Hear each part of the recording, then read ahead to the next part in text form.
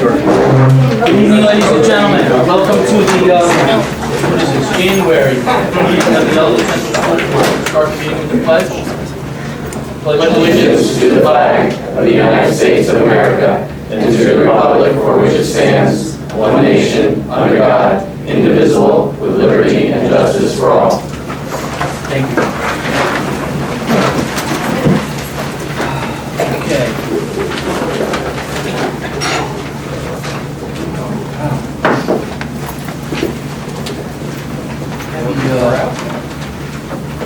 Heavy packet.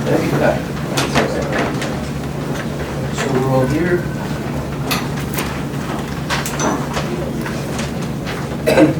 We're going to start the meeting with the elementary principal report. Ms. Keating. Good evening, everybody. Some of the things on the report I stated at last month's meeting, so I won't repeat them. On December 19th, however, Trooper Vetter came in. He did a nice presentation for the 5th and 6th graders on making good choices. He will be joining our faculty on January 18th, talking about, he'll be presenting a presentation called Coming Storm, and that is you analyze how you handle different emergencies. So you're welcome to come to that if you'd like to. That's 7:30 in the morning. The mid-December, the parent portal has been activated at GRM, so parents can access their children's grades through the parent portal. January 11th, we were supposed to have the big science marvels of motion, but it was canceled due to it was postponed due to a 2-hour delay. And January 20th, we have family night coming up, and February 9th, PTA sponsored assembly for grades 3 through 6 called robotics. Yesterday, several of us met with the EPIC people, and it was a really good meeting. They've been interviewing for their new coordinator, and they had a very good candidacy for the position. They're very happy about that. We have the Harlem Wizards coming on January 24th here at the high school. The game starts at 6:30. They will be donating $500 for tickets to help parents and families that can't possibly afford to go. So that's really cool. At that meeting, Jane Sorensen will be setting up a table to talk about EPIC or to present EPIC to the community. And there will be a Super Bowl basket raffle that will be available for people. And apparently the basket is so large. They didn't tell me what's in it, but they said it's a big basket of food. They will be helping to facilitate the Super Bowl food drive here in Mackenzie. And Jane Sorensen will be working with ShopRite in Monticello for hopefully a substantial donation of food. What we're kicking around at this time is having 2 sets of prizes, a primary prize for the class who gets the most amount of food, and an intermediate prize for the class who collects the largest amount of food. And they're going to be bringing in a chef from Cornell Cooperative Extension to do a cooking class and presenting some healthy food choices. In February, they will be kicking off a Valentine's Day workshop called Love is a Powerful Vitamin. And while parents are listening to the workshop, Jane will be doing crafts with the children. So people will have to RSVP so we know how many craft items to purchase. In the spring, they would like to, one of the possibilities is to bring a folk singer who happens to be Jane's husband. I did listen to a tape, and he's actually very good, bringing him to Tex. I don't know if he knows that yet, but if he watches tonight's tape, he'll know. And that's it, but I think it's going to be very good. I'm really looking forward to working with them. I think it's going to be a lot for our school and our community, so very positive. Question. The $500 is being donated for tickets for those who might not be able to afford to come to the Harlem Wizards. Yeah. How is that going to be advertised so people will know? I'm going to work with Colleen Koenig on that, and actually EPIC will be working with Colleen on that. We'll invite people who may have difficulty affording the tickets I believe the tickets are $12 a head for adults. So and the whole $10 family wants to come, that gets expensive. It gets expensive if the whole family wants to come. So we'll work with parents who may not necessarily have that opportunity to go. And maybe, Colleen may suggest give the family 2 tickets so more families can be opened up. Get the word out as much Yeah. as possible. I hate to see any of that money not get spent because people didn't know. Exactly, They're making a flat donation. To the tickets. for the tickets, yeah. Yeah, but they are making the donation. Whether or not everybody that wants to come comes with that. And I believe the food basket, if I read correctly, it is not a raffle. Everyone that comes to the table will be given a ticket. An entry ticket, you're And correct. they will have a drawing, so it's not like a raffle they have to pay for. Yeah, they don't pay It's for it. included in the, Right, so when they come to the Wizards game, if they stop by the Epic table, they'll be given a raffle ticket. Nice, okay, good, good, good. And one of the things I did recommend for Harlem Wizards is if, don't just give the tickets to people, actually say, are you able to go? Because otherwise, a family could take tickets and not go, and then the family wouldn't have the opportunity to go. So, is the Super Bowl food drive affiliated with Super Bowl caring? Oh, I don't know. This is a Bonnie thing from years ago. It's Super, S-O-U-P-E-R. And she started this at a commercial she saw or something. And this started a couple of years ago. We're just continuing it. So could it have been influenced by something else? It was, not sure what it was, but this is kind of a Bonnie's thing that we're just carrying So on. both schools collect food? Yeah, both schools, PBIS is doing it up here, correct? Yes. And they're also working with PBIS and Epic are working together down at the elementary school. I think they have a competition at the elementary school among the classrooms, and up here they're doing it amongst the grade levels And where's the food go? to the backpack program. Oh, that's. And any extra will go to local food pantries as it has in the past. Okay, excellent. And I just want to also give credit to my office, because Kezia and Jennifer really do a lot with this Super Bowl collection. And regardless of where they say to deposit, the food winds up on Jennifer's desk.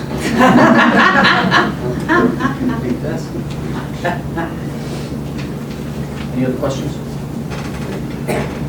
Thank you. I know Mr. Krebs has a couple of reports. We're going to have here from Student Council, from Mr. Gass, and from Mr. Krebs. Yep, take your pick. We'll start with Mr. Gass. All right. Okay. He'll set the stage. All right, winter season's going, we're about halfway through in all of our athletics. I really want to recap more on the fall because all the postseason awards all kind of came out from the state and county level. For the county, I know cross country we had Kayla Moss make it. For soccer, they put it out, I think, in the Time Tell Record on Christmas Day or the day before. They had the all section team, and we had Cassandra Webley make third team, and we had Lindsay Kelty make first team, and she had her picture and some quotes and everything in the newspaper. Also got a call from New York State that Lindsay Kelty also made first team all state, which that's top 11 players in the state. And then Cassandra Webley actually made third team in that also, so the first and third for both. So some hard work and good recognition from New York State. That's excellent. They'll get certificates sent down for that. We also had 8 girls on the varsity soccer team, the scholar athletes, and we had 4 on the girls cross country team as scholar athletes, and they'll send us down pins within the next couple weeks, taking a little bit of time. But other than that, nothing much. Just that. Just that. Okay, our student council, you're up next. So today, the National Honor Society and some of the kids in the senior class, we had a mentoring program up in the library. We played board games and had breakfast with the 7th graders.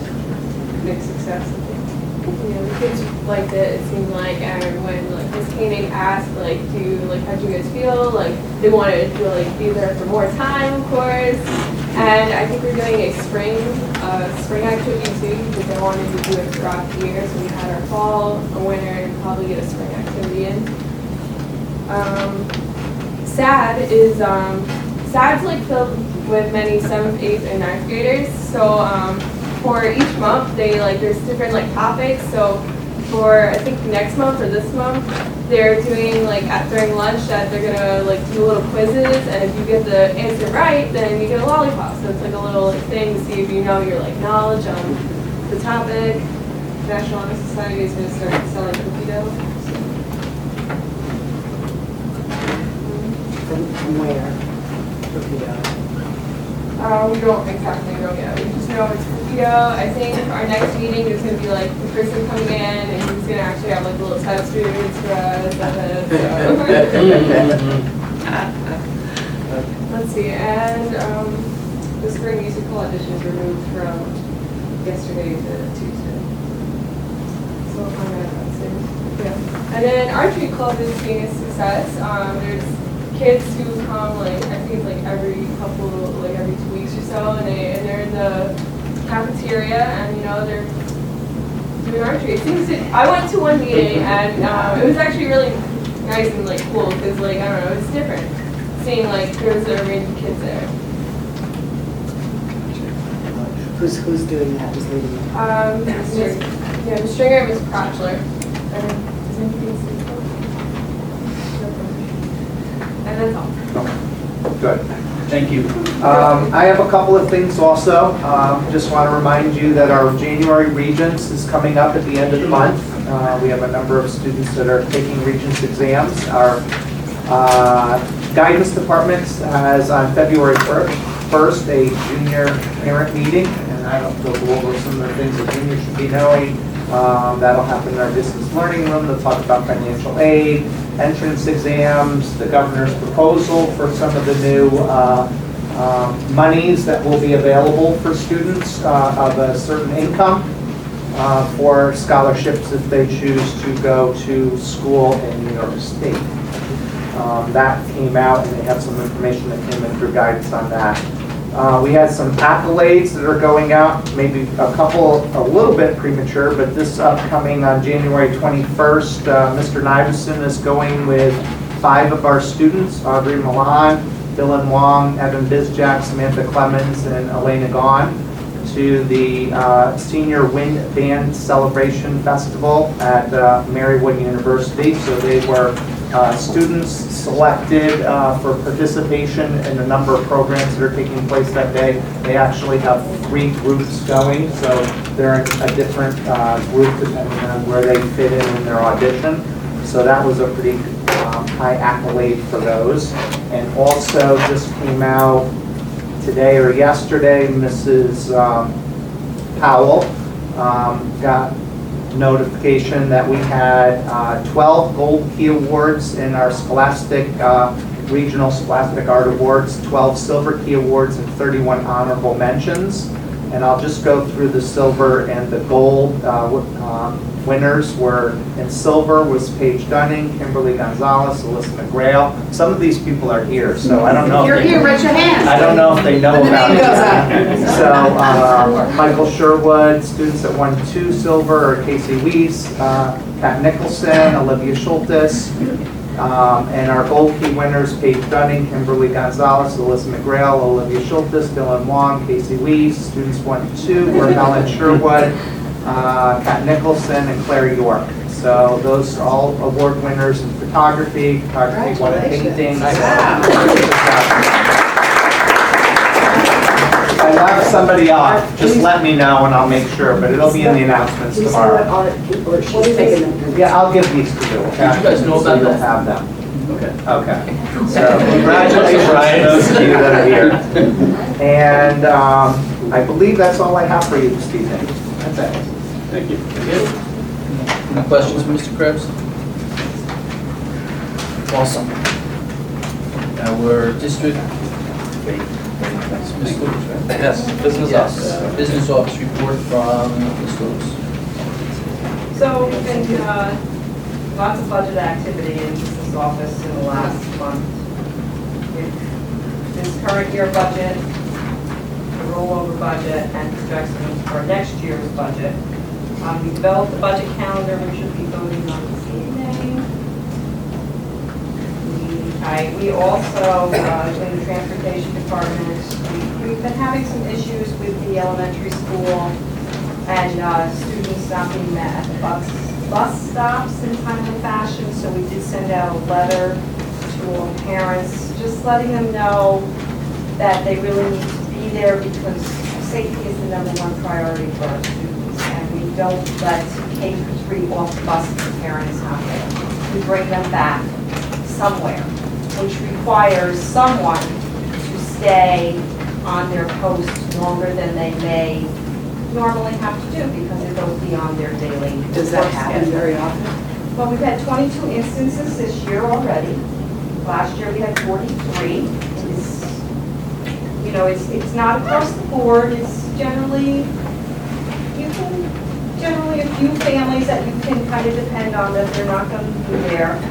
We did have one instance recently where this child wasn't picked up until 4:45, which really is a concern because had we let that child off the bus, they would have been on their own until 4:45.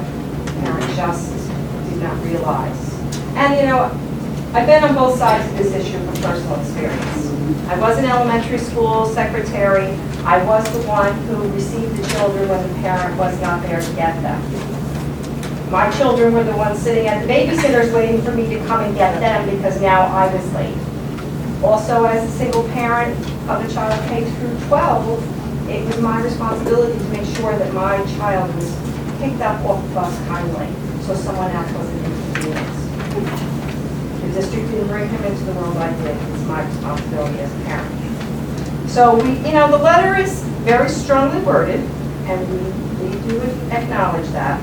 But we need to make people understand and help them understand that it's very important that they be there for their child. And we know that there are extenuating circumstances. And in cases of emergency, we are more than willing to work with that parent because we certainly are not going to put the child on the bus. But we do have to inform them that they need to make every effort to be there for their children. And expanding on that also, we've also had a lot of instances lately of last minute phone calls to the elementary school to switch buses where the child's living. And again, that last minute confusion could cause a problem and the student could be put on the wrong bus and let off at the wrong place. And when the newspaper gets a hold of that, it's not going to be that the parent called at the last minute, it's going to be that the district put the child off the bus at the wrong place. So we really have to make sure our parents understand that we need that communication and we need it in a timely fashion. And that's basically what that letter was about. And it was simply a reminder. It was a letter that had gone out a couple of years prior. You have to remind every so often. So we just wanted to explain that a little bit. What else? Have we gotten any phone calls from parents about that letter? I don't believe we have. Have we gotten any phone calls from? I have never I have seen not any heard phone of a phone call from a parent. Jennifer's shaking her head no. So, Ruth, I listened to that very carefully, and I heard a lot of perspective from internally as your role in education. And I heard a little bit about your role as a parent. What I didn't hear is any compassion. And I'm confused. Because here's what I need to suggest to you, is that a lot of times when the parents don't show up at the bus stop to pick up their kids on time, it may simply be that it's a Thursday afternoon. And they go and they start their car, and the car doesn't start because it's out of gas. absolutely. Right, no, hold on. Let me finish what I'm going to say, because I want to hear some compassion in this. The father doesn't get paid till Friday. The mom doesn't get paid till Friday. They can't afford to fill the car with gas. That's why they don't show up to pick up their kids on time. Or maybe they have one car for the whole family. One of them is at work. They can't come home. I've gotten the chance to know all of you over the past year and a half that I've been on the board. And what I would say is that we all kind of live in a bubble. Thank God. We have good jobs, we have flexibility. I'm able to work it out so that, in my house, we have 2 parents that are available to help out. That is not necessarily the case across the board. I see it all the time, Ruth. I do believe. And I understand there's some neglect, and I understand some people take advantage of the system, but there are situations where it's unavoidable. And when it's 22 families, as you suggested, where we've had 22 problems this year, to send out a blanket letter to all 600 of our kids in the district, to suggest that there's some kind of neglect or abuse of the system is unreasonable. So I would just ask for a little bit of compassion for the situation that it's very difficult to raise children in a small rural community in this economy, and we're going to have to be a little bit more willing to work with them. And I understand the the frustration and the difficulty of having to manage repeated phone calls and kids coming back to the school at 4:30, I totally appreciate that.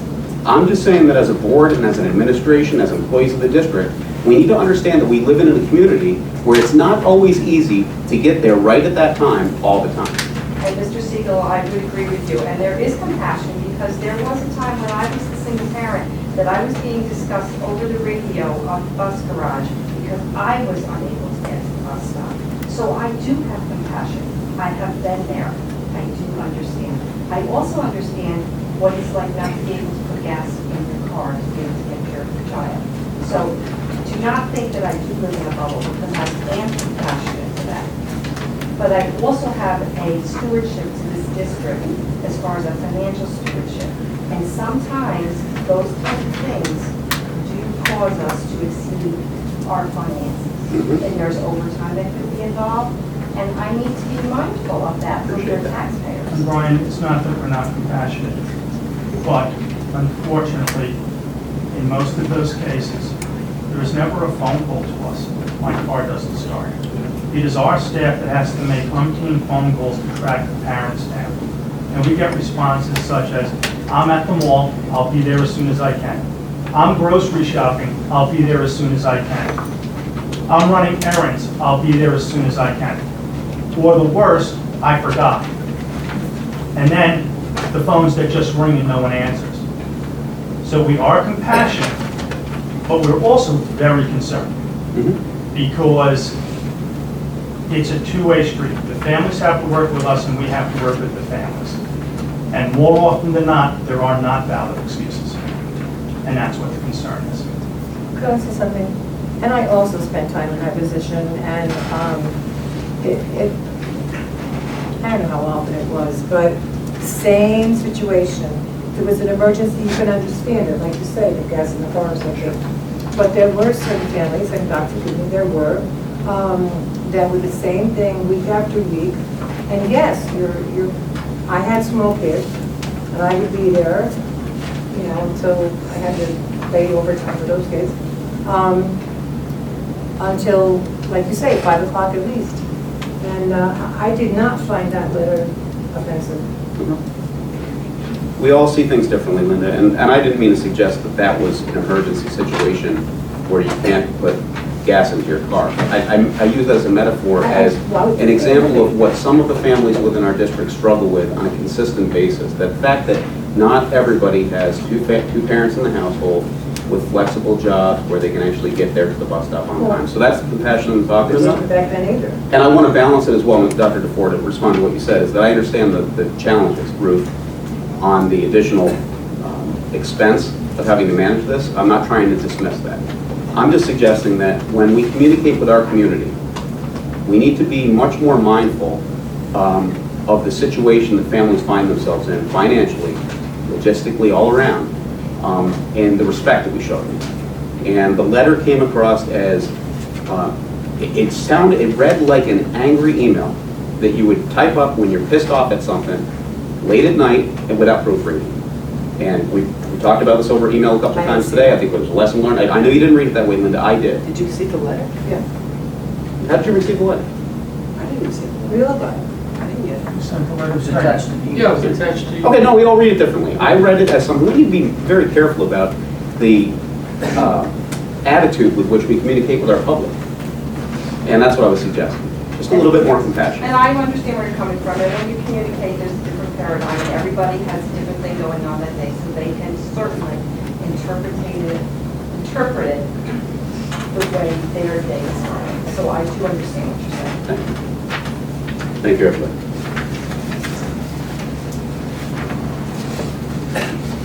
Anything else? Unless you have something to make. No, I don't think so. Okay, our district report from Okay, we're beginning to work on the 17-18 budget.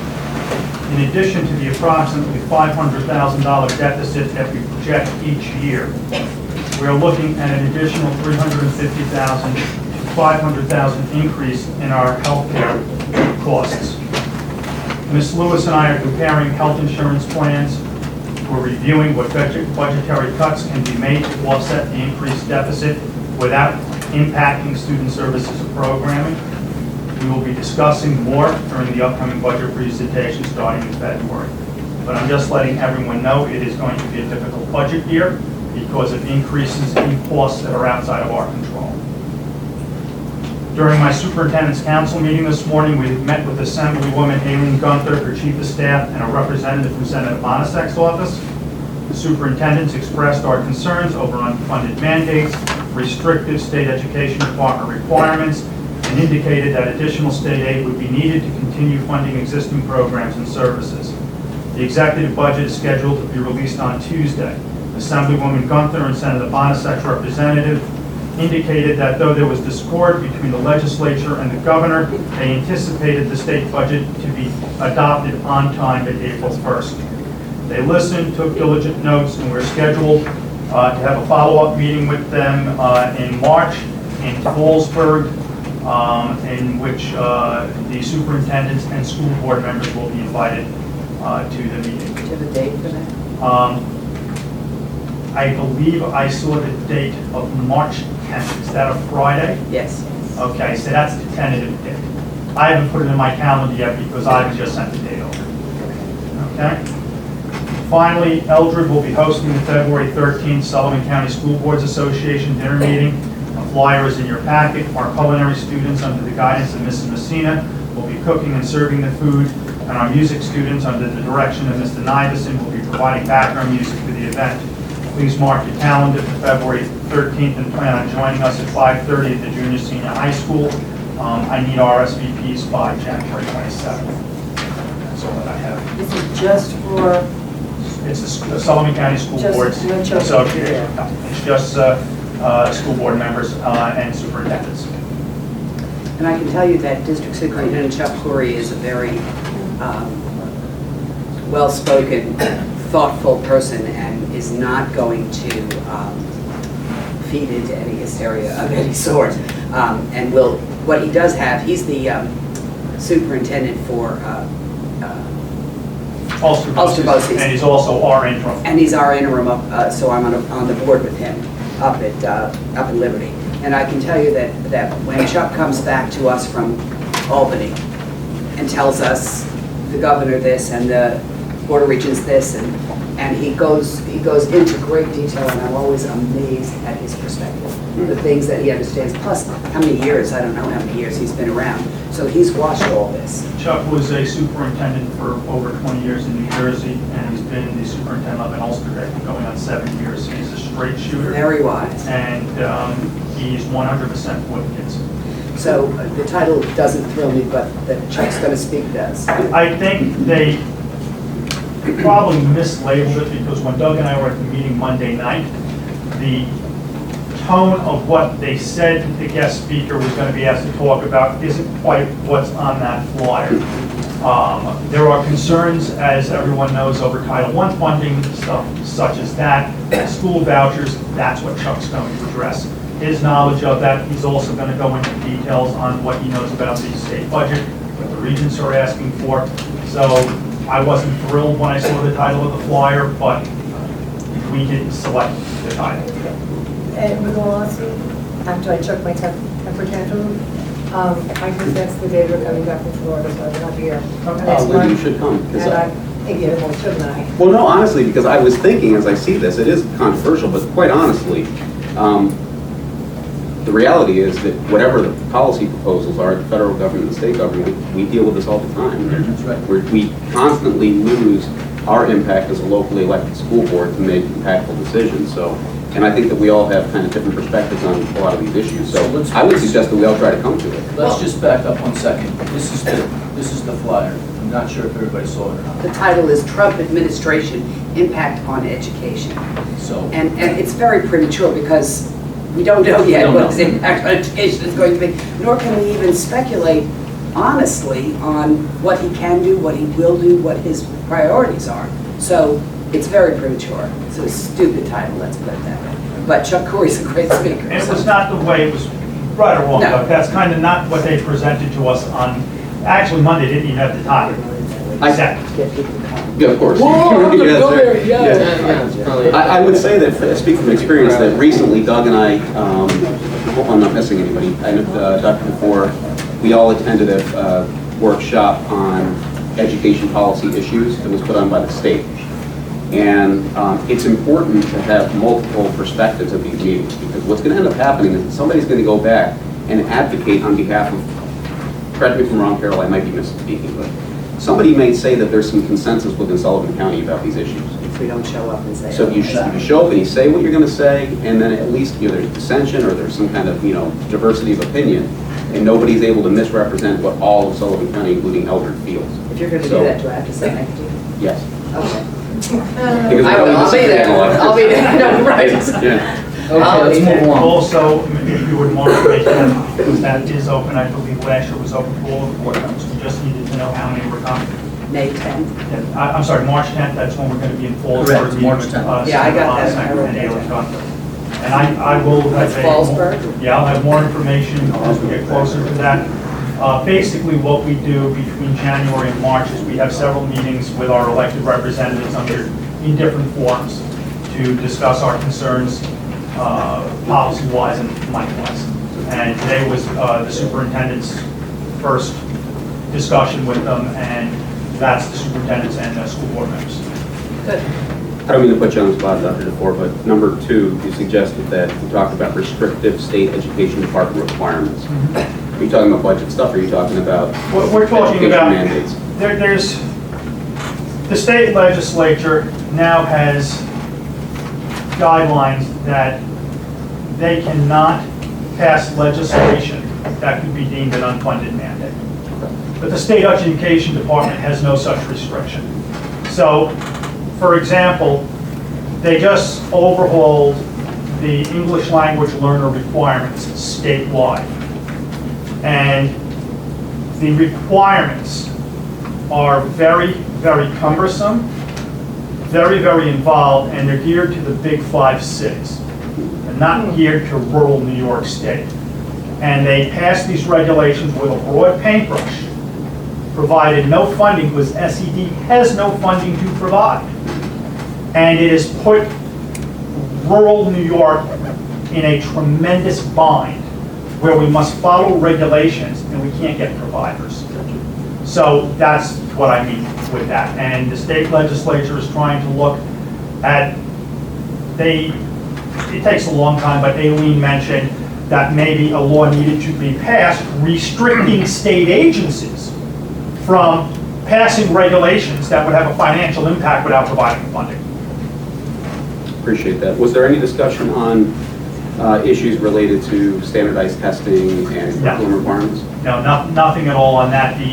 The only discussion on that came up is right now every superintendent in New York State is annoyed with state ed because historically the testing calendar for Regents exams and state assessments is distributed to all school districts usually in December. The state hasn't even started it yet. And by this point, we're already developing our academic calendars for the following year. And we had a 30-minute discussion about nothing this morning because until such time that the state tells us when the testing dates are, we can't finalize our calendars. So we don't know at this point when the 3 through 8 Common Core-based standardized tests are going to be administered? No, 17, 17. Yeah, my life is a year and a half ahead. I got you. All right, I appreciate We know that. it's 17. Thank you. No, we have this year, but I'm already, and I know it's hard, but I'm already working on next spring, so. Thank you. Okay, I just have a couple things. As Bob indicated, we had a meeting with the Sullivan County School Boards Association on Monday. That's one of the glorious jobs of being the president of this organization is you get to go to all these extra meetings. When you love this, we talked about having them consolidate the meetings to meet people. Really? Yeah. Yeah, that's gonna happen. No, we did have the conversation today, though. Yeah. You know how many times in 35 years I said in those meetings, let's have less meetings? Oh, we didn't have less meetings. So a couple of highlights. I won't bore you with everything, but a couple of highlights. The Capitol Conference, February 12, 13. Sullivan County School Boards Association is willing to pay for lodging for one of our members if they want to attend this, okay? I believe that's a Sunday and Monday, February 12th, 13th, so if anybody's, February 12th. I'm sorry, Doug, I'm sorry, that is what, the Capitol Conference? The Capitol Conference, yeah. So that's, and then of course, that's February 12th, 13th, and then our meeting is here on the evening of the 13th, okay? And, Are any of us going to the Capitol Conference?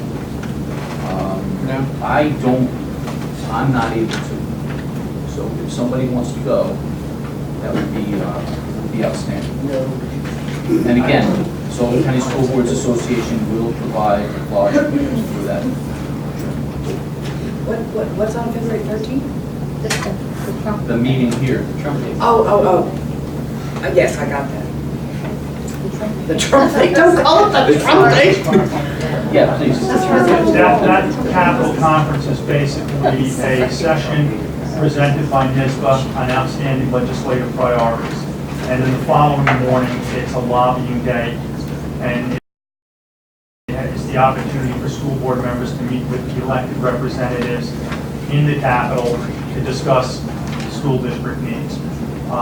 Over the past 7 years, Doug and I have found that we're far more effective one-on-one with John and Aileen, that going to Albany, and we've gone several times over the past 7 years, you are lost in a crowd, and there's not always strength in numbers. Because when you're one of many, we've learned we have little or no impact on the overall state education budget. The influence that we have is our relationships with our elected representatives and the bullet aid that they're able to bring our district. We're pretty much going to get somewhere between what the governor says and what the legislature says. But we're not going to see hundreds of thousands of dollars of increase because we're walking around the halls of the Capitol, meeting with senators that don't represent our area. They don't know us. But it is an experience, and school boards in Sullivan County is willing to pay the room and the lodging for one board member to go up. That's just my take on it. We find it far more effective, these local meetings with our representatives. Yeah, makes sense.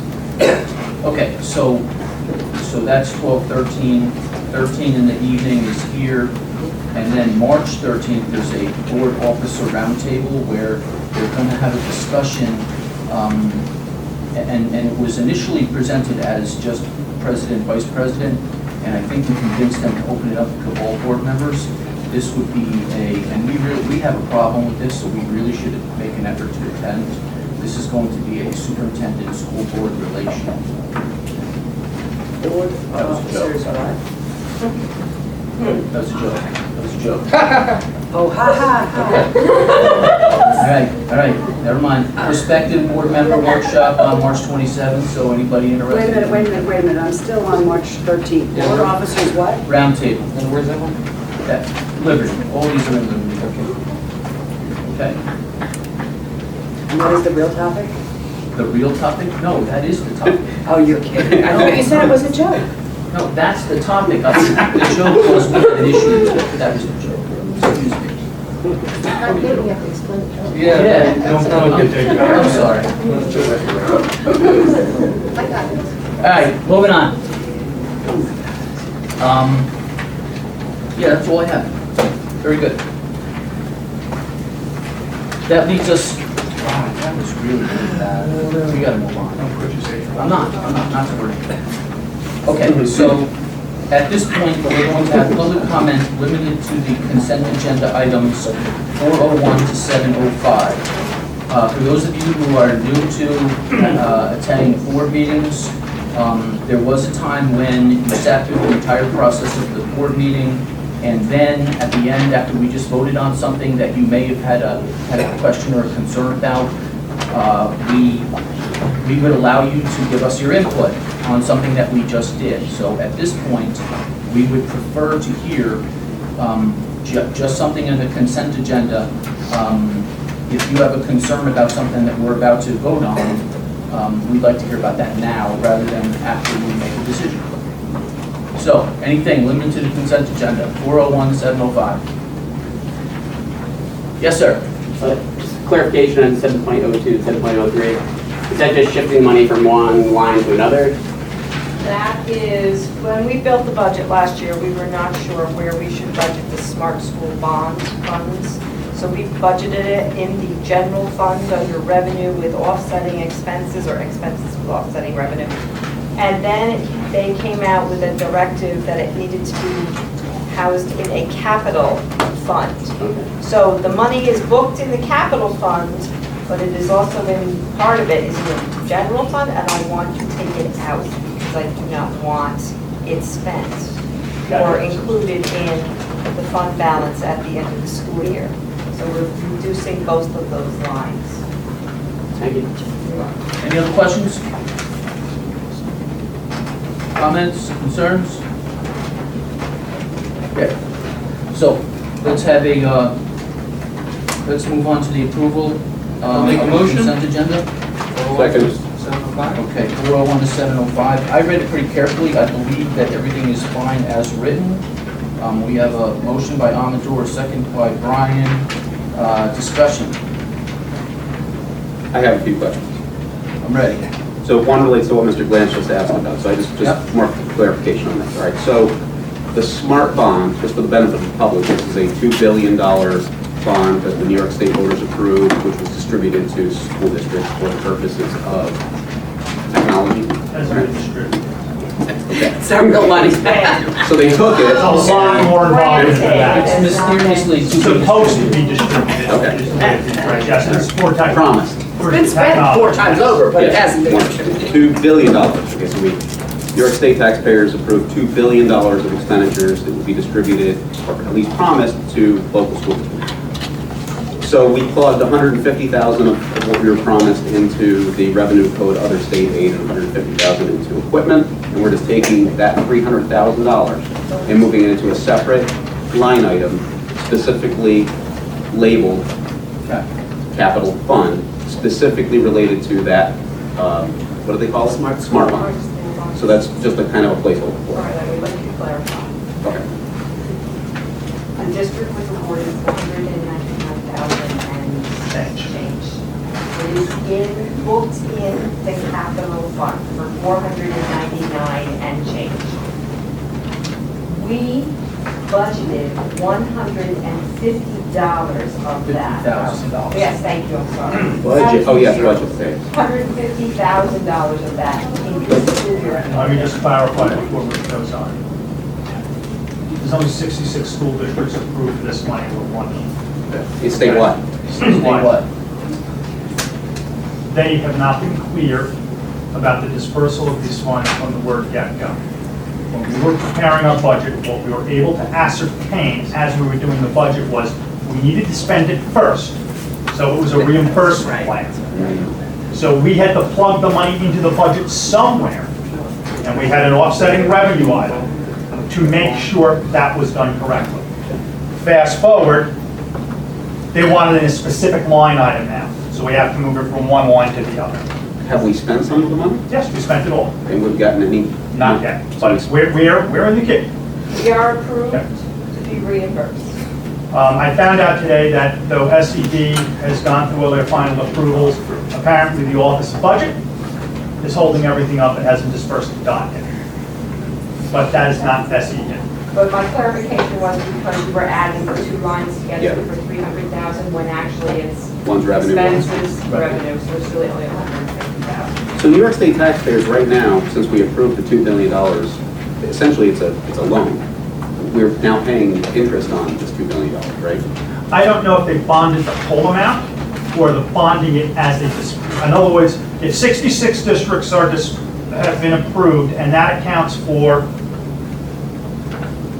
$100 million. I don't know if they're bonding it in chunks or they're bonding the whole thing. If the way they're moving, if they bonded the whole thing, they'd be foolish. Because they would be paying hundreds of thousands of dollars of interest on money that's sitting there. Is this money that we needed to spend, or are we trying to find creative ways to spend this money? No, this is money that is going to allow us to take our classrooms into the next generation of technology that if we had not received, we would have been hard pressed to upgrade our equipment. This is a godsend. Thank you. I know I have another question, just bear with me just for one moment. Does anybody else have any questions? No? I apologize, hold on a second.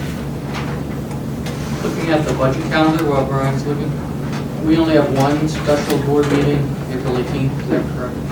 Planned at the moment, yes. Normally what we do, Amador, there was a time where we used to schedule meetings every other week for 3 months. Right. We started moving away from that practice, and the way we leave it is that we plan for what we think we're going to need. If we need an extra meeting, I will bring that to the table.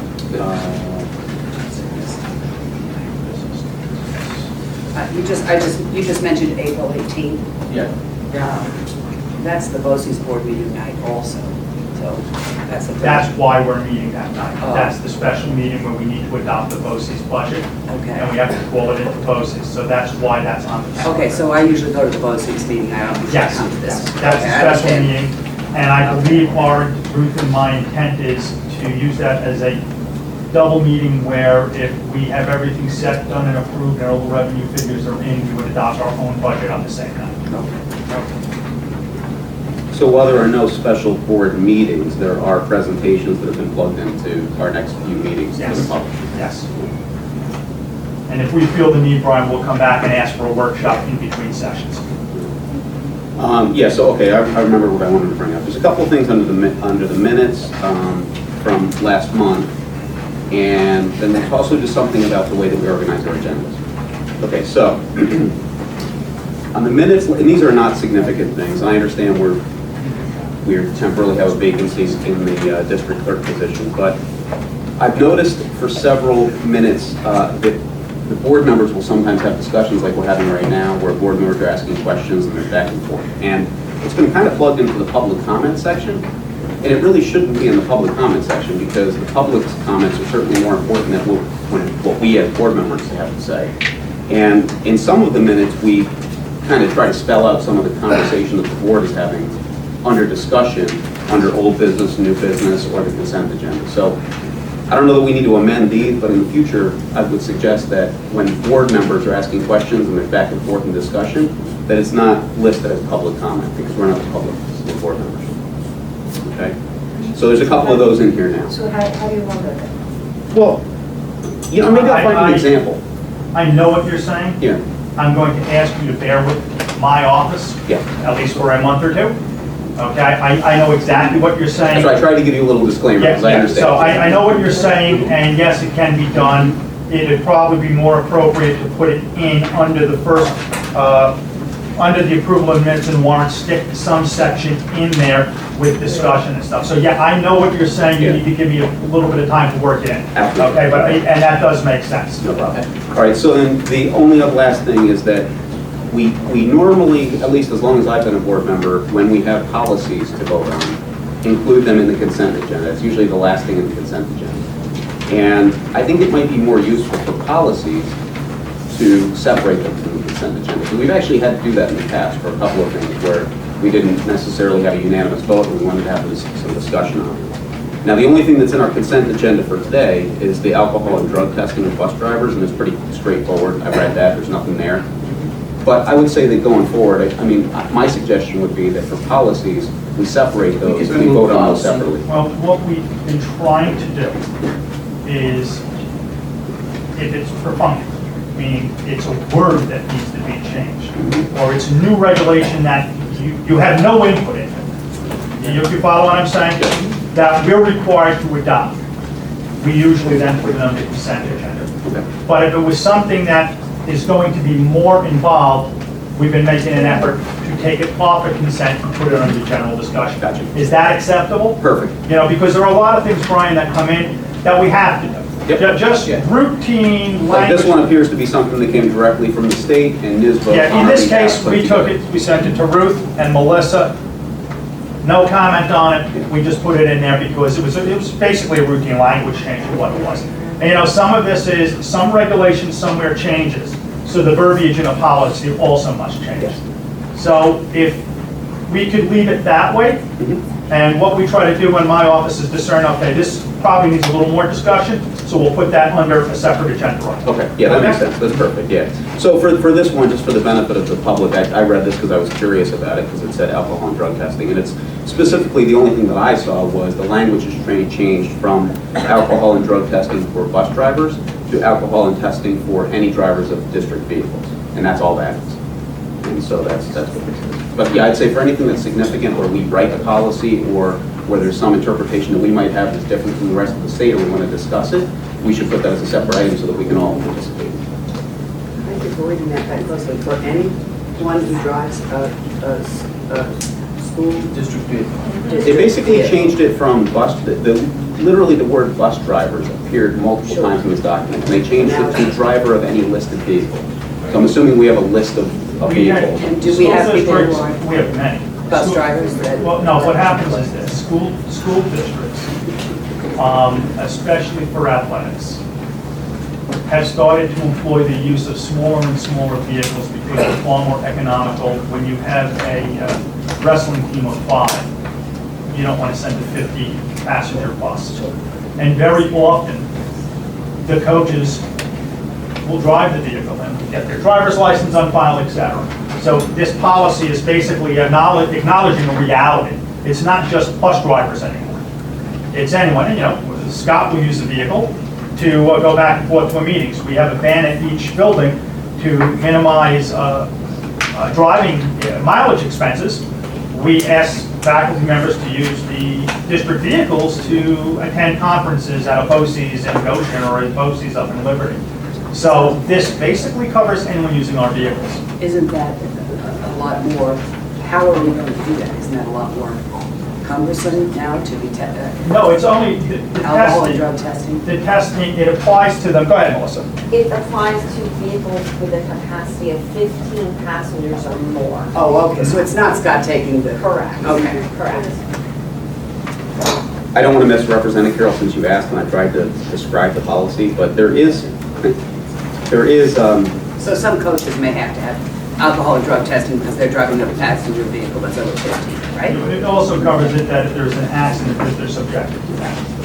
Oh, they don't have to have it? No, but it also covers part of that too. So it's not cumbersome and you're not worried about it? No, it's not in the list. Okay. Not in the list. If you're not worried, I'm not worried. Melissa wasn't worried, Ruth's not For worried. us right now, it's not really any major changes. yeah. Okay. Bad That's what I was... By the way, bad example for me to use, that's not what I'm talking about. I'm talking about like when there's a policy where, you know, we're going to have some kind of meaningful discussion. Oh, I know, but when you said that, I hadn't read it to look for changes. Okay. Any other questions, Brian?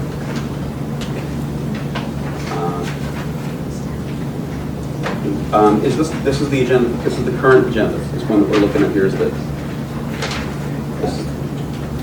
bear with me. That's the minutes.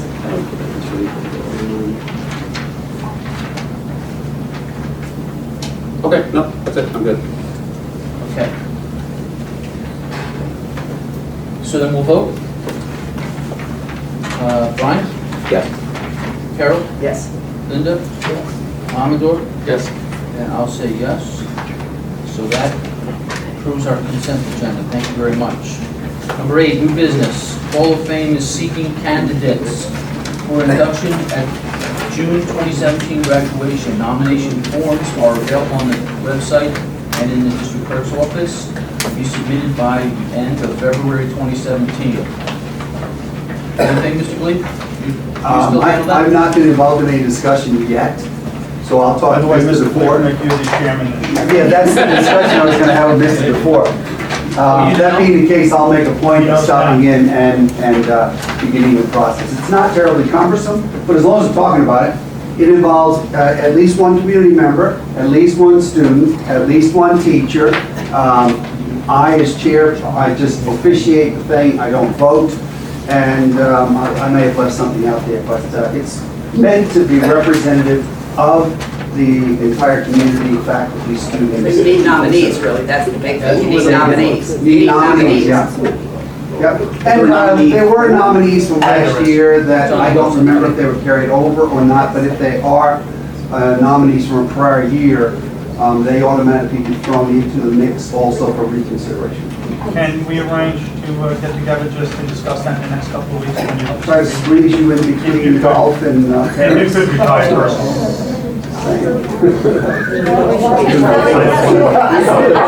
I'm sorry. That was snarky, wasn't it?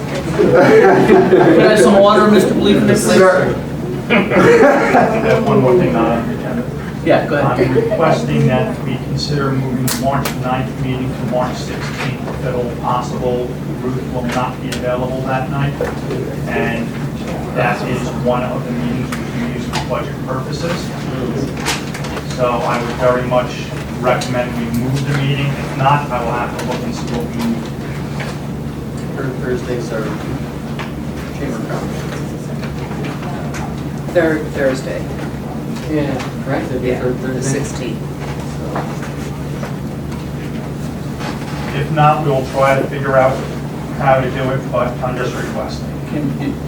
Is the whole week bad? Is that whole week bad? Yes.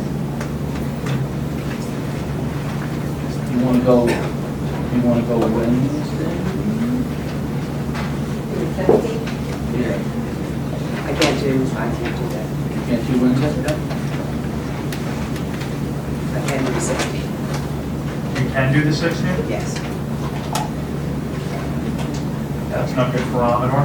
Oh, sorry, it is good. 16th? Yeah. So if we can do that, I will amend the budget calendar as well. Is that okay with everyone? Yes. Yes. Thank you. 16th, everybody's good with the 16th? You guys good with the 16th? I'm fine. Good, all right.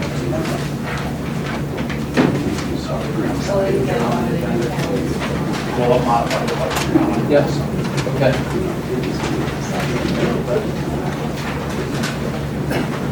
Yeah, that'll give us a meeting on the 16th and on the 31st of March. Oh, wait, no, never mind. Okay. The 31st is It's just on that. That's an odd thing. Okay. Do we need to vote to change the meeting? I would probably say that's. Okay. We have a motion. Can I get a motion to change the March meeting to? I'll make that March motion. 16? From the 16th. Motion. Any further discussion? Then let's vote, Ryan? Uh-huh. Carol? Linda? Yes. Yes. I'll say yes. Wow, that was as informal as you're gonna get. What? No, we're just. Okay. Noise. Any further new business to bring to the board? Old business. We began a discussion last month about a bus leasing proposal. And I believe we have some more, we have an update, we have some further discussion, further information, clarification, et cetera. Yes, we do. Yes, please. So you asked me several questions last month, and I went out and researched and called colleagues who leased their buses and got answers for you. One of the questions I think, Brian, you may have asked about an early termination, and we didn't want to go 5 years, could we go 3? And yes, we can. We just have to make sure the verbiage is written into It's the... like, I did not ask that Oh, question. you, well, But I'll take the somebody answer to did. this for you. I didn't. Okay, Yeah. So yes, we can. We have to make sure the verbiage is written into the lease agreement. It most likely will increase the cost of the lease because you're going for a shorter term. And I just want you all to understand that when you do a lease for buses, you also have to RFP the services of a financial institution to hold the lease. What the bus company has, they will assist us through that process. But you do need to know that that is part of it. So I think one of the companies that's doing that right now is Mercedes-Benz, and there's another one that's very competitive, and I don't remember the name. The bus company, whatever vendor we go with will walk us through the process of RFPing for financial institutions. We can't finance it ourselves, in other words. Why couldn't we go through Jet Bank or something is what I'm wondering. that's Well, you what have to we did. RFP it. I mean, Jeff Banks certainly could We respond. did. Oh, I see, that's what we did. They could respond. Misunderstood, okay, no problem. Another question was lease purchase option. At the end of the lease, could we purchase the buses? New York State law, general municipal law does not allow that because that circumvents the competitive bidding process. What would have to happen is you would have to terminate the lease, and then you would have to go out to bid to purchase used buses, and anyone could respond to that bid. And whoever the low bidder is, you would have to award to. So that may not be an option that I mean, if we have these buses, we've taken care of them, we know them, but then we go out to bid to purchase them, we may not get them.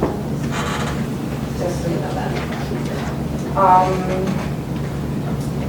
There are some consequences to leasing only part of our current fleet, and those are basically budgetary, because if we only lease a portion of the fleet, we still must maintain the lines, budget lines for parts, contractual, and fuel, because we still have some of our older buses that will require maintenance and repair and parts.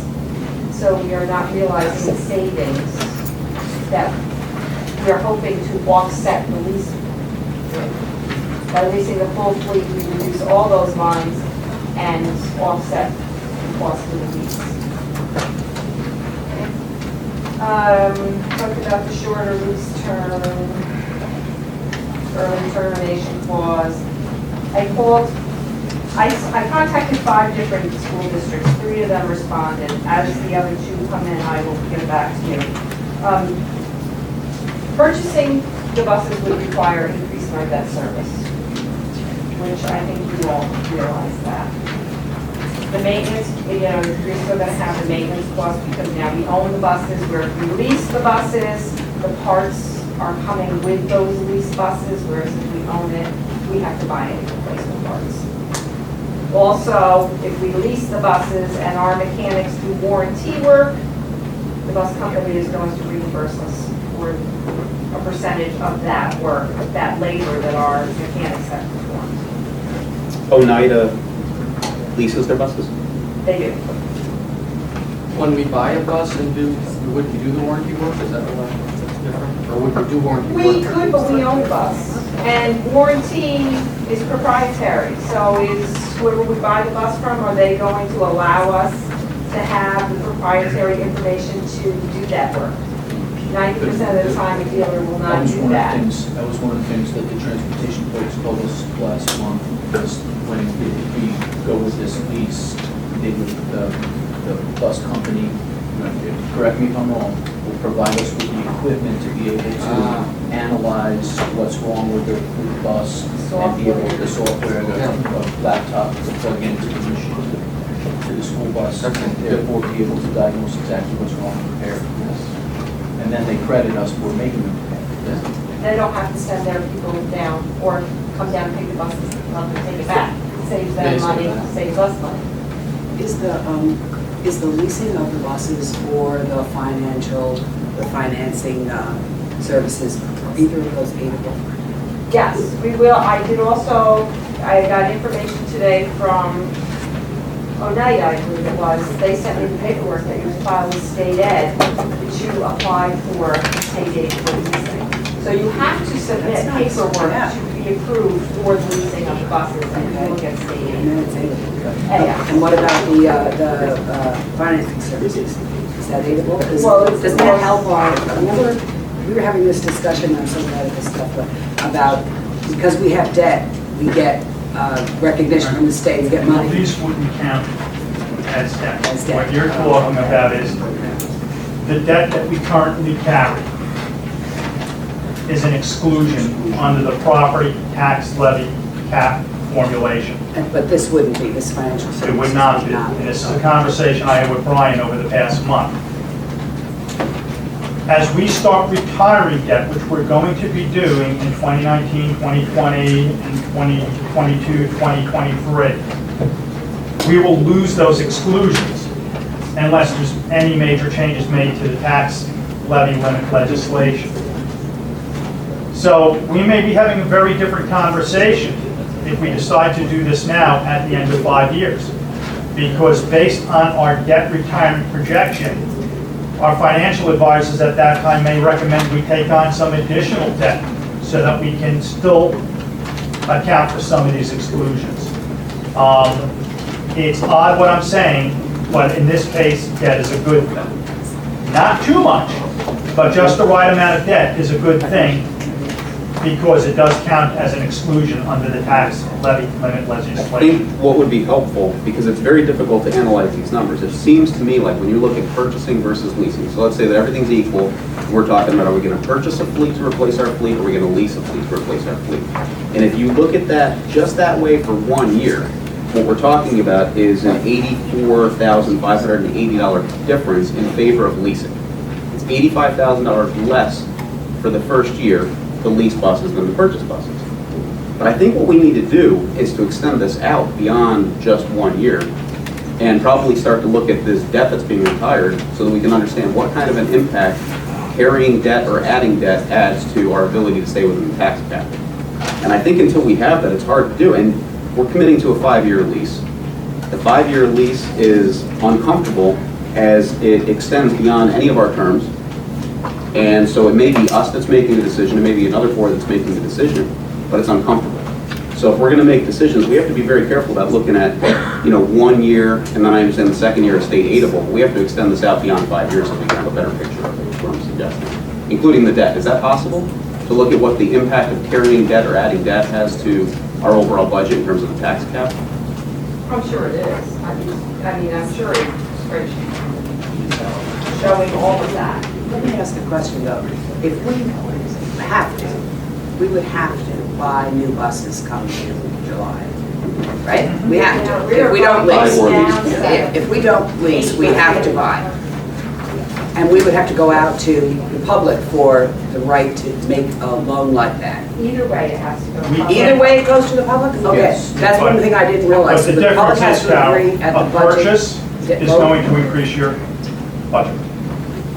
Yes. And that's going to increase your levy. That's because of the additional fees that have nothing to do with the purchase price of the vehicle, the maintenance, the service. the fees. Exactly. What we're trying to, the lease that the Transportation Department and Ruth have been looking at is being offset by the savings provided by the maintenance being done by the owners of the bus, whoever the person we're going to lease them from is. We can't afford right now to go out and buy buses without raising our levy. That's the bottom line. I'm already looking at close to a $900,000 deficit. We've worked with 400, 500 every single year. And we manage that through very prudent spending. And we've been very fortunate from the presentation we made last month, showing you what we projected to take out of reserves and what we actually did take out of reserves. But I don't think we can craft a budget that will permit us to buy without having to go to an override. So we need to vote on this tonight. No, you do not need to vote on it tonight. What I've done is this. They needed a non-binding letter of intent to get us in the deal. So I provided them with that. There's no funding for it, and they know that. And I looked it over very carefully, it's non-binding. So we got a placeholder in place, and I can pull that out at any given time. I would say we can't push this decision much more beyond February, because we need to finish our budget projections, and we're going to factor in one way or the other, lease or buy. And when you say couldn't craft a budget to buy, do you mean the fleet or just the buses that we need for this year? Any bus purchase is going to cause our levy to go up I drastically. need one bus. So then they Because they cost. Can't bus purchase be a separate referendum? Yeah, that's what I'm trying to figure out. So why is it part of our budget? It's part of the overall budget because it's all factored into the increase in the levy. So even though it's voted on separately, it impacts the levy Only because if it's you bond budgeted. it. No kidding. If you bond it and it's not part of the general budget, but I don't think that that's the way we want to go right now because we have debt service on, and we still have to pay the debt service. When do we start to retire debt? 19, 20, And that's a nominal one. 22, yeah, those are the small ones. Those are the big smaller are ones that 23 and predate 24. Dr. Burnell. So that's why you're suggesting that it's not about this lease, it's about the next. Exactly, because the larger sums that we bonded on the last major construction project are going to be retired between 2022 and 2028, I think it is, and that stand there. So that's why I'm saying we may have a very, very different discussion as this lease is coming to an end. We may So not it may want to be- lease It again. may possibly be more favorable after this 5-year lease expires to explore purchasing buses. Absolutely, that's what I'm saying. Although, and we don't even wait until the 5 years is up. You start You have to start it planning early. now, so that in year 3, we can start, you know, you buy 2, you buy 2, you buy 3, Okay. you buy 3. You Okay, know, thank you you. have a plan in place. Which is what we historically have done. Yes. So can we call for a vote on this tonight? Do we have to wait till We- February? We need to know what whether you wanted to vote on this tonight or what additional information you want from us. I need more information, so let me, if I can ask, But folks, you need to be very specific, and I just need you to try to understand. There's 2 of us in the district office now. We're working on the budget. That's taking up 60, 70% of our time now. I understand. So I need very specific questions from you that you want answered. I can't have generalities because it's very difficult for us to go to our financial advisors and say they want to know this. So I need specific scenarios as to what you're doing, and we'd be glad to provide it to you. Okay, so I think it would be helpful to see the comparison, you know, throughout the lease, the year-by-year cost versus purchase? versus purchase. Well, Doug, I think that we know. We know that's $85,000. So we know that for the 5-year lease, correct me if I'm wrong, but the difference between leasing our buses and purchasing our buses is $85,000 in favor of leasing. Right. What we don't know is, and the question I was asking is that once we start to retire debt, if we were to purchase the bus, does it change the equation? Because then we take on some additional debt that offsets our tax cap levy. Well, we're in no position to purchase right now. I don't. Right, we can't No, purchase. year 4, year 5, Yeah, right. and beyond, yeah. Yes. That's why. Right, and that's, really, that is You know what I'm what? recommending, is that We go with this we do lease and then this look now, ahead. But Right. we As a really need stopgap. to plan for the future and put a plan in place. Does so that make we sense, Bob? can That's why not be in this position again. That's why I'd like to vote Well, on this. I'm with you, Carol. We now have, this year, it seems, the new trend is we want to lock down contract long-term so that we have some planning and stability. That's why we have the faculty contract for 5 years, and the forest contract, Dr. DeForest contract. So I have a question about beyond 5 years, and that's the thing, is that this is an impossible question. So you're asking for precision, and it's impossible, because I'm asking a question that has probably no answer, requires some kind of a gut instinct, but is important to me. It has no answer because, You know the question already. no, 5 years down the road, we don't know what the tax levy legislation is going to look like. So everything we're talking about now is now. So in 5 years, there may not be any exemptions. I'm not even worried about that so much. And I'm going to be very careful about the language I use, because I by no means intend to create any kind of undue fear. I'm not suggesting that I know this, or I feel this, or I have any sense for what the probability is. But because the lease is going to extend beyond all of our terms, and it's also going to extend beyond the contract that we have with our bus drivers, my fear is this. Okay, and again, let me just make this very clear. I have no sense for how likely, probable this is at all. But I know what the economy is 5 years from now. Nobody knows what the enrollment of our district is 5 years from now. Nobody knows who the governor is. Nobody knows what the environment is politically with the tax cap, or our ability locally to make good decisions that are in the best interest of our community. My fear is we lease the buses, which obviously makes a lot of sense financially. We get to the end of the 5-year lease, we have to propose a new lease, which requires voter approval. Okay, if all that stays the same. The voters say no. We now own no buses. That's what And, we need. right, we have no buses. We have no contract with our bus drivers. Now we have a situation, because the contract, it runs 3 years, right? So the contract's up, we have to renew it, it's gonna be 3 years. It's up this year, and we certainly can negotiate. So let's say we renew our bus driver contract this year for another 3 years. We then renew that for another 3 years. We have one more year left of a contractual obligation to our bus drivers. We have no buses. What happens to our bus drivers? Well, if we're So do we going- get forced into a, and again, I'm not fearmongering, I'm asking you a question. You have to- Do we get forced into a situation where we do something that we never want to do, which is to actually have privatization of buses on the table as a decision before some board that's probably not us? No, I think that what you're missing is that if we do this, we are going to plan year 3. We are going to do something. We have debt retiring year 3. We are going to purchase 2 buses. But we require voter approval for that. Well, yes, we do. At the but- end of 5 If years, we we will already continue- know what we were doing. Right. We'll know in Right. I year think 3 the or 4 solution- what we're doing. And we will be able to plan ahead and inform the public, and certainly the leasing option, we'll talk about the fact that it's working or not working, or that what's the positives, what's the negatives. We're gonna talk about all that, and so if we want to get out of leasing, I think then the we'll know that solution by is year halfway 2 or between. 3. I think the solution is halfway between. I see no consensus amongst the board as to what direction to go, and I understand your concerns. Be aware that I may have to authorize between now and June emergency leasing of buses, which I have the authority to do because I've been told by my transportation department that several of our buses could go off the road at any time. Okay? That's an immediate concern that I would have to address, and I have the authority to address that. But past June, we would have to formally do something. Let's look at a 3-year lease. Let's see what the additional costs on a 3-year lease is. Okay. Because I'm hearing fear of the future. I have no I know, crystal that's ball. why I said it's an impossible I question. can't predict, and what I was saying, Brian, you said it is the crux of this whole thing, because whether debt is good or bad is contingent on the existing tax levy limit legislation. Because if that legislation is completely overhauled, debt may be a bad thing again. Right now, it's a good thing. And I know that makes no sense, but in 5 years, I don't know what the legislature is going to do. We don't know in 3 years either, though. Why would we pay No, we more don't for a know. 3-year lease?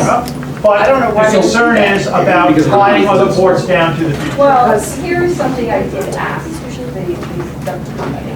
I did ask if we could have an early termination clause in the lease.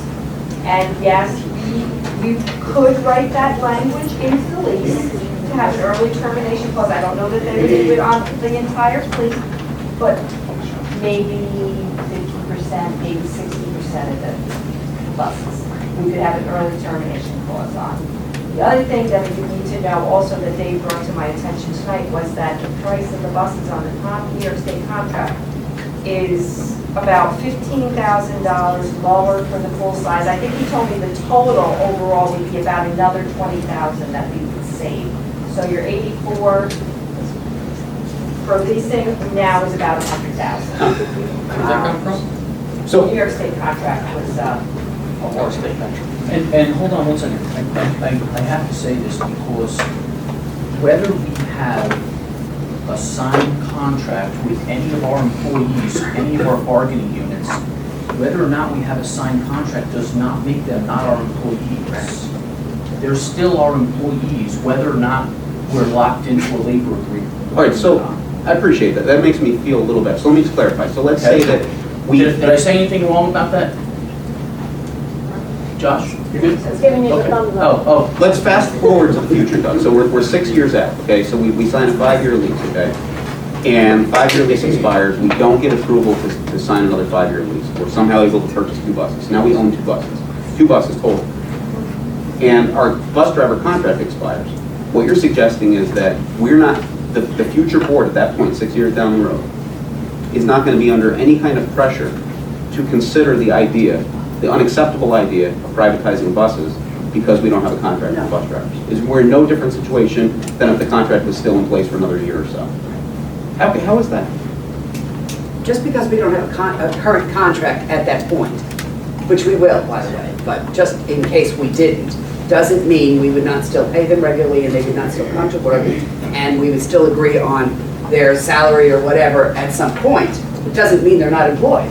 So they still are our employees, whether we have a contract or not, as all the teachers are, whether they have a contract or not. So the contract status has no bearing on the pressure that would be on a board to No, consider. because the old contract stands till the new contract gets settled. I mean, there's animosity and all kinds of issues around that, which we wouldn't let happen anyway, or the new board wouldn't let happen. But we're not gonna, 5 years from now, we're not gonna make any decisions. 3 years from now, we might start talking about what are the right decisions, and we'll know better. In 3 years, we'll know better what 2 more years looks like than we will now. All right, let me ask, because you asked for precision, so I'm going to ask a very precise question, because maybe I'm worrying unnecessarily. Leasing versus purchasing has no bearing on the future employment status of our bus drivers. I don't believe so. Absolutely not, right? Nothing. The transportation people wouldn't have suggested it to us. Okay. Am I right or wrong? Are you going anywhere? Can I just say? Yes. You know, the situation the way it is at this point, like, I'm not so much worried about my job as I am having a bus to drive come September. If there's no bus to drive, I gotta look for a job anyway, you know what I mean? Like, it really. It's incumbent upon us to make sure that That is we're, very accurate because we could be facing that scenario in June Yeah, I got you. if we haven't made a decision. Because if I have 7 buses off the road, I've got a real big problem on my hands. yeah. Because I don't have enough buses in reserve to roll out buses in September. We wouldn't even have enough buses to do our kids' runs when our session was. So your scenario is realistic and it could be true at this time. You know, some of these buses, Dave's the best one to tell you. They can keep them going for a long time. Or you walk in one day and the bus basically tells you, that's it. I want to know that we're gonna be in good shape for September. And the sooner we vote on this lease and get going, the best deal we have. I know we're in the queue already, but you know what? If we actually decide and move forward, we're gonna be in a better position to plan with good buses and good people for September. Nothing is done until the vote. Because even though we're planning, if we do a lease, we're planning on working it within the budget. That's what our current plan is, okay? So we're hoping that the public supports this proposal because the public has always indicated they wanted an independent transportation department. And to maintain an independent transportation department, certain support and commitments have to come from the public for that. You know, if they turn around and say no, are they sending us a message? What is that message? Okay? But we've kicked the can down the road as far as we can. We've got as far as we can with buying used buses. And, you know, we now have a assortment of buses in our garage that we're storing parts for, okay? Not an ideal situation, but we've held the department together for years. And the one thing the board and the one thing the community has always said is we want our own bus fleet. Well, rubber's hitting the pavement now, folks, literal. We need to make a decision of how we're going to fulfill that commitment, and the Band-Aids aren't going to last forever. The lease is the most fiscally prudent, in my opinion, without breaking the budget. Okay, so, Just a question for me. So, Ruth, you're talking about in 3 years we could look at purchasing buses. What would determine whether we would want to do that? Well, we do have debt service that would be retiring, so if all things staying the same with the tax cap, we want to bring on more debt service, because otherwise we would lose an exclusion, which would affect our tax cap. So then the next lease would be for having fuel buses. Maybe we move to purchase, because we want a bond at that point. And at that time, when we look at it, whatever debt we're retiring, the payments we're currently making towards that debt, which is already budgeted for, is now shifted without affecting the budget to another version of debt, which would be the buses. So it should have a neutral impact on the budget. So if we have $1 in debt service over here, we're going to shift that $1 off, and that'll be retire this to pay for buses that we now own. So that's why at this time purchasing may not be the solution, but as we start retiring the debt, it could be a solution. So I can't tell from the pages here, but how would this affect the budget that we're going to be voting on now? We are committed to doing this with no budget increase. What our plan is cut parts line, cut fuel because it'll be more fuel efficient. Our contractuals will go down tremendously, and that's where you send the bus out to be repaired by someone else. And Sale of the current fleet, Tires. Tires will go way down. Tires, yeah. and we've been given an offer for trade-in on our buses. So that 130,000. Well, we feel that it's a little low, and we're gonna put our buses out to bid with that minimum amount as the minimum bid, and try to sell them ourselves, and then when we don't sell, we'll trade.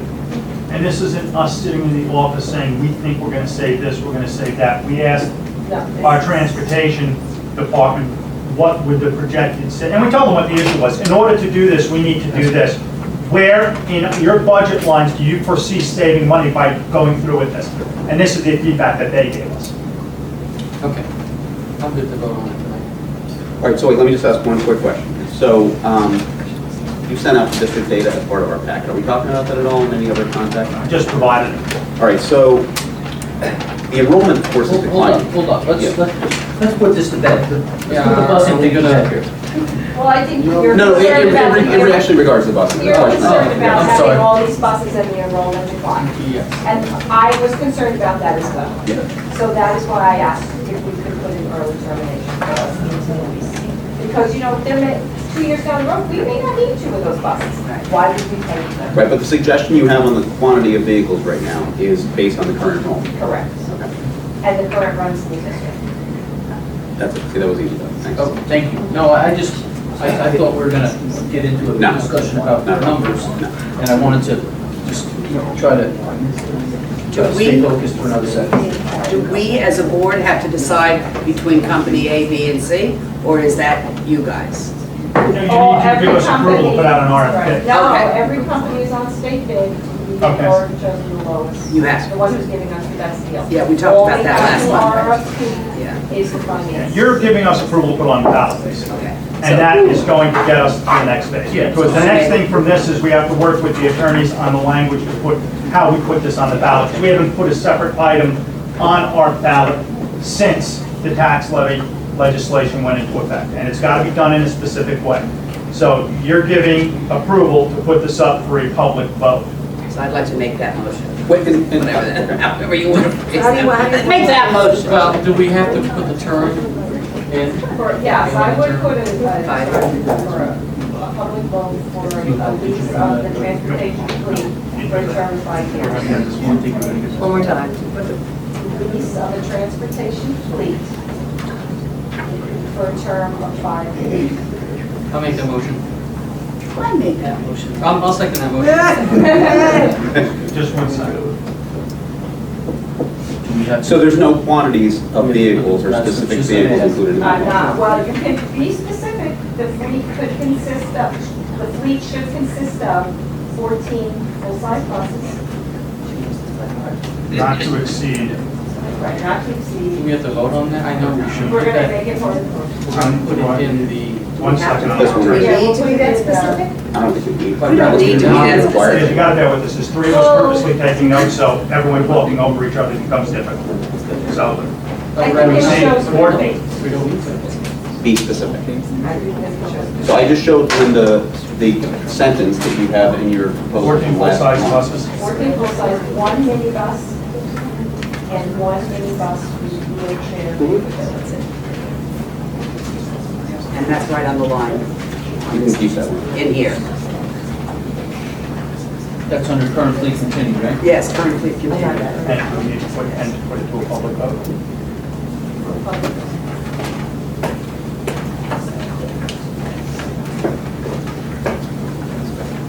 I'm gonna reread this, Linda, see what you have, and also I need that page, not the explanation of this.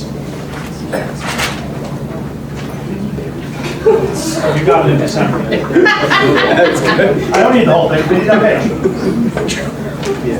So, the motion is to lease a transportation fleet for a term of 5 years, not to exceed 14 full-size buses, 1 minibus, and 1 minibus with wheelchair capability, and to put it to a public vote.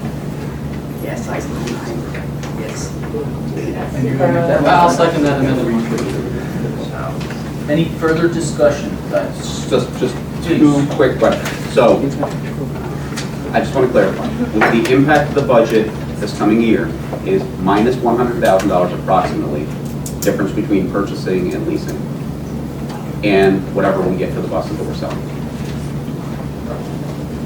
And it does not in any way impact, I'm sorry, no, I misstated that, not the budget, but I mean the difference between our options, right? And it does not impact in any way future decisions regarding the employment of our bus drivers. There is no correlation between what we're doing and the bus drivers. There are two separate things. Totally committed. Yeah, I didn't mean to suggest otherwise, and that's why I said I wasn't trying to, create any kind of fear. I'm asking questions because I'm not going to be here when the next lease comes up for decision, right? So that's why. Carol made the motion, I'll do our second. Okay. Okay, did you get both the questions? Yes. Okay. Sorry. Any other questions? Then let's vote on our amended. Brian? Yes. Carol? Yes. Linda? Yes. And I'll say yes. Thank you. Thank you. I know that was, Delinquent. well, Fine. Well, it's you. listen, you gotta, It's big, you it's gotta big. hammer it out. But I have to We all- thank you for the reports, I We all have to have to thank be you for the comfortable. answers, for the research that you've done. I have to thank you for the questions, because it is a big commitment on our part, and we want to do it right. And we don't have, we're not experts in this field, we don't have that knowledge. We appreciate the work that the bus and people have done for this. It's all, it's a real community effort, so And at thank the you. end of the day, we have to sell it to the public as well. Yes. So, okay. So I want to feel like we did our due diligence. Okay, public comment, ladies and Wait, gentlemen. I'm sorry, Doug, I have one thing under old business, I apologize. Okay, I know I'm talking a lot, but this is something that I'm going to bring up again, you're going to kill me for it, but we're going to have to schedule the continuation of our board workshop. Yes, And I don't suggest we do that right now. What I'm going to suggest is, email some dates. and also, I think that if it's okay, I think it's okay, if any of us have ideas on how to facilitate this, because the last one was easy. It was about our, way that we communicate with each other. Yeah. This one's more complicated in that we're trying to come up with a vision for the next 5+ years. And I don't feel that I have the expertise to do that. And I know we don't want to bring in the person from NISBA who handed us all plastic balls to play with and stuff. Yes. But if anybody has any ideas on how to make that thing happen, because I don't want to waste everybody's time by sitting around trying to figure things out. So I would suggest that we all kind of think about ideas, and that at the next meeting in February, we schedule a date. Okay? Okay. You guys okay with I'm good with that? that. Oh, take your ideas. Yeah. All right, thank you. That's all. Okay. Bye. Can we have public comment?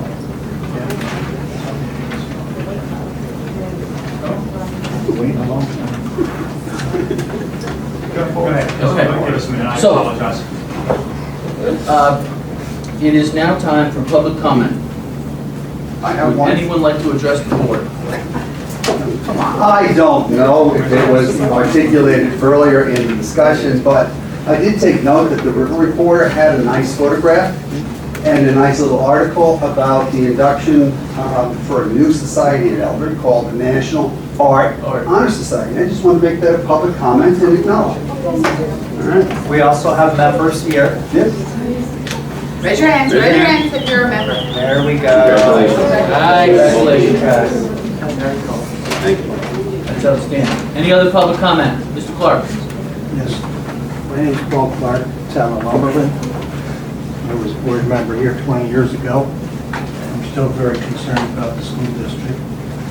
The district data, Brian, that you have on your desk is something that I gave to the other school board members. It's available on the website, on the superintendent's site, under district data. I have some extra copies here, I'll leave one at the table up here. Everything is public information. And the reason I'm bringing it to your awareness is, maybe you haven't looked at it, and I'm not hearing too much of a concern from the board. It hasn't been talked about too much. Just 5 years ago, when Doug ran for reelection, there were 668 students in the school district. Now there's 582. 5 years. That's a loss of 86 students, or 17 students per year on average. Now, basically, the history of the school district since about the year 2000, when I got on board, is that it has gone down almost 200 students. You got to remember, this school district was built to hold 1,000 students. That's the reason they went to put up the elementary school. So we were crowded here, and for 5 or 6 years we struggled. We looked into everything, and finally the community came, had a couple of tremendous votes, and Lumberland eventually outvoted Highland, decided to build a school district there. But I find it really kind of crazy that Brian seems to be interested in him not being here 3 years from now. Other people seem to be worried about the long term. Is Eldred going to be here in 3 years? At the rate you're going, that's another 60 students. You'll be down to like 530 students. Okay? So right now, on the back of the page that I gave you, has some other financial information. You can see that in the year 2011, 2012, we were paying about $13,331 of tax levy per student. This year, that is up to $16,271. And that includes the students that are BOCES and the students that are out of district. That's almost $3,000 per student in 5 years. A couple reasons for that. One is that we become less efficient. You still need the same cafeteria staff. You basically need the same amount of buses. You need the same administrators. There's not many savings when you lose students. There's another reason for that. The school district of Eldred has a lot of property. These are the taxpayers' properties. That total amount of that property is divided by the number of students in the school district. That gives you the property wealth of the school district. When the state puts that into their aid formula, it makes Eldred look wealthier. And it says, they figure, well, these people have a lot more wealth, they can afford a lot more. But the fact of the matter is that the wealth is not really vested in the people who live here full time. So it is a hardship. So basically $588 per year additional coming from the tax levy to fund each student. Now, the superintendent here, Anthony Lanny, there's 5 or 6 superintendents back. I probably know about 12 of them. He and I didn't get along all the time. He eventually told me, well, Steve, here's the problem, Paul, you can see further than I can. That has been a blessing and a curse in my lifetime. I'm not a very good politician. I'm usually way out in front of everybody.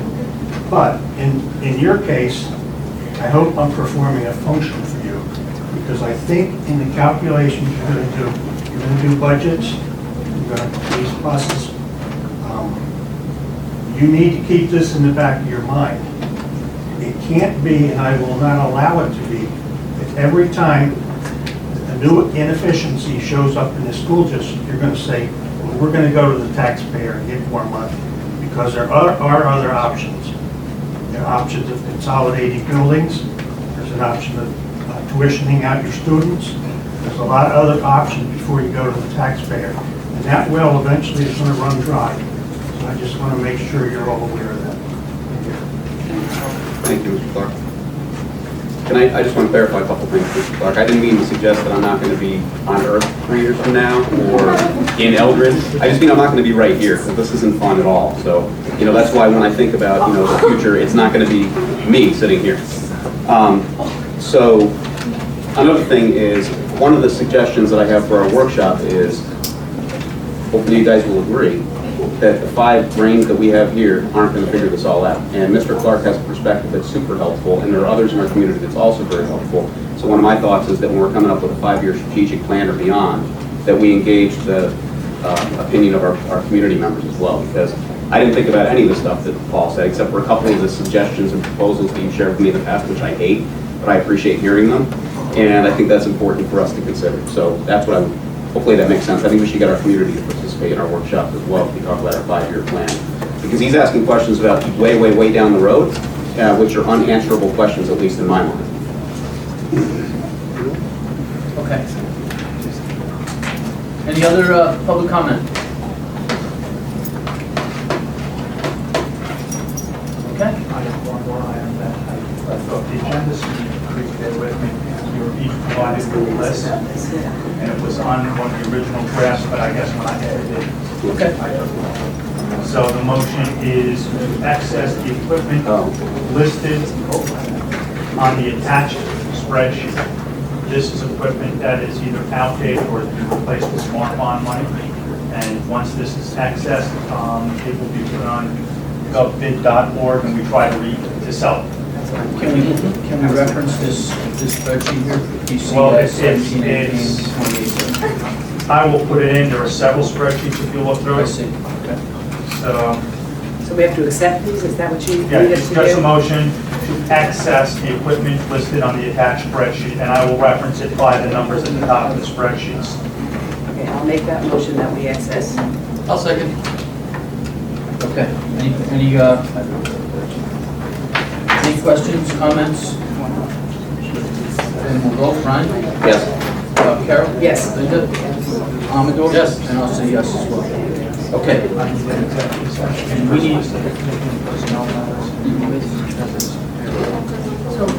And we need, we need a motion for an executive session for specific legal and personnel matters, and we will do business after the executive. I'll make that motion.